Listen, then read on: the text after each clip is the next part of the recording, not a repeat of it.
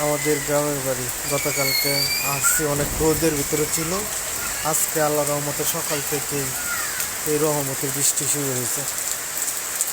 এই দেখেন কত সুন্দর, আর আবহাওয়া খুবই সুন্দর, ঠান্ডা আবহাওয়া।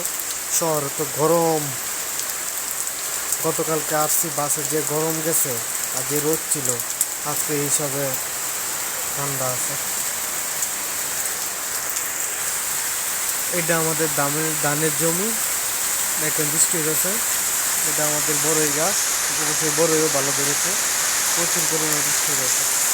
এই জায়গায় আমরা সবাই বসে আড্ডা মারি। এটা হলো গিয়ে আমাদের পুকুর পাড়। এই পুকুর পাড়, বৃষ্টি হয়েছে এই জন্য আর কেউ যায় না। গ্রাম তো আসলে এই গ্রামের মতো নেই। ওয়াও।